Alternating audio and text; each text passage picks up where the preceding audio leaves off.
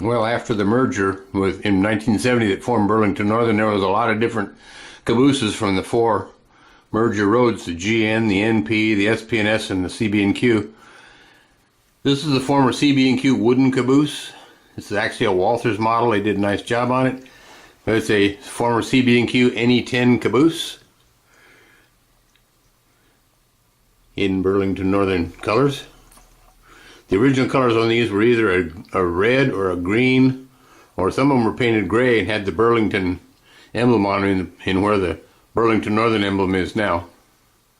These wooden cabooses were quickly gotten rid of after the merger. All the wooden cabooses from the Great Northern and Northern Pacific, Spokane, Portland, Seattle, and the Burlington were gotten rid of real quick after the merger, and they were replaced with wide vision cabooses by an international car company. Burlington Northern bought a bunch of them, and then of course some of the pre-merger roads had wide vision cabooses as well. This is another former CB&Q Burlington caboose. This is a Bachmann model. Bachmann doesn't make it in Burlington Northern, but this was a caboose that the CB&Q Burlington built in the, I think the first ones were built in 1956, and there was a second batch built in 1960. And this caboose made by Bachmann is quite accurate for a NE12 caboose, NE12 class caboose off the CB&Q. And these lasted, being a steel caboose, these lasted clear to the end of cabooses in the 1980s.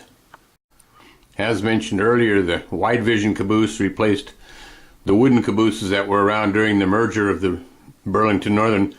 This is an Athearn wide vision caboose. These were built by International Car Company. And they started building them in the late 1960s, and they built them into the 1970s. Burlington Northern replaced all the wooden cabooses with wide vision cabooses, these being steel cabooses. And they used these almost everywhere until cabooses were done away with in the 1980s. This is an Athearn model.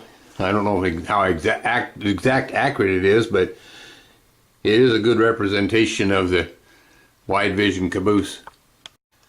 This is another wide vision caboose. This is a later version. The windows have been blanked out on the sides. As you can see right here in the corners, the windows were plated over.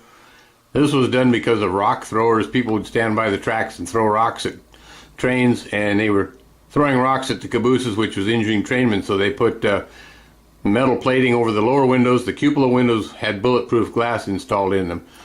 And this is another Athearn wide vision caboose of the later version. The earlier wide vision caboose had still had the windows in it.